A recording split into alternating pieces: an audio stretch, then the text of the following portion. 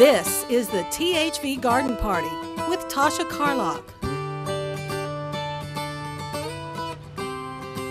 Welcome to the THV's Garden Party. I'm your host, Tasha Carlock, and joining us today we have Gary Holt and Associates. Like they do every month, they're coming back to give us more awareness and even some legal advice about texting while driving. Welcome, Steve, and we also have Hugh Speaks here with us. Thank you all for joining us. Glad to be here. So, okay, we're going to start off. Lauren Clark is KTHV's anchor. She is going to do a story tonight on a personal situation and how it involves someone personally that was involved with the situation of texting while driving. So let's start off with you, Steve. Okay, we have our phones. What really do we need to do, or, you know, nothing's wrong with us texting while driving. Nothing is going to happen to us, right? Right, that's what we all think. We all think that bad things only happen to other people. Unfortunately, when things do happen, they can happen to us too. And what's happened is there's been several bad cases throughout the country, and that the NTSB has investigated over the years, and that's the National Transportation Safety Board. And there have been bad cases. There was one in California where 25 people were killed when a train engineer was texting. Crossed on the other coast in Philadelphia, there was another fatal accident when a tugboat driver was texting and using a laptop. And those are just some of the instances. You know, there was fortunately nobody died, but there was a Northwest pilot who was on his laptop and overshot the airport by 100 miles. Whoa. And you know, this distracted driving causes problems. Right. You know, and last year alone there were over 3,000 people killed due to distracted driving. Oh, okay. So you mentioned the National Transportation Safety Board. What have they done, and what's their involvement in all of this? Well, the primary thing that they can do is just investigate and make recommendations. Okay.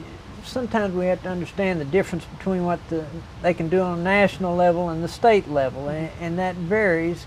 Primarily, laws that govern what we can do are on the state level, and the National Transportation Safety Board, as Steve indicated, has done several studies, and just recently they've talked about a case in Missouri where a 19-year-old driver had a fatal accident, and in the 11 minutes before he had the accident, he had 11 texts that he had sent out. Wow. So the state of Arkansas, what are we doing about all of this?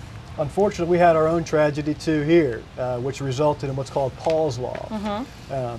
There was a situation where a young man was texting and admitted to it, caused an accident, killing a gentleman by the name of Paul Davidson, which is where the name Paul's Law came from. And it was, you know, it devastated not only the Davidson family, but the young man who caused that accident ended up killing himself later on as a result of the tragedy that he had caused.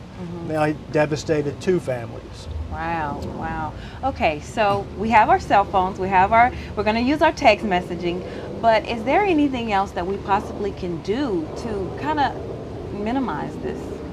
Well, you know, I think the main thing you can do is pull over to the side of the road. Stop. If you feel that you must text or take a phone call, pull over to the side of the road. In most of our situations, we can pull over to the shoulder or pull off into a parking space. You know, particularly at this time of the year, we have so much on our mind that we're thinking about, we're worrying about, we're rushing to places. You know, if you look back at your phone, look at the last 10 messages you had and see how many of them were so urgent that they had to be responded to immediately. Good advice, Hugh. So please take all of these tips and advice. Do not text and drive. And like I said, later on this evening, Lauren Clark, our reporter, is going to do a story. Join back for the Great Hang Up. Thank you all for being here with Gary Holt and Associates. Thank you. Thank you.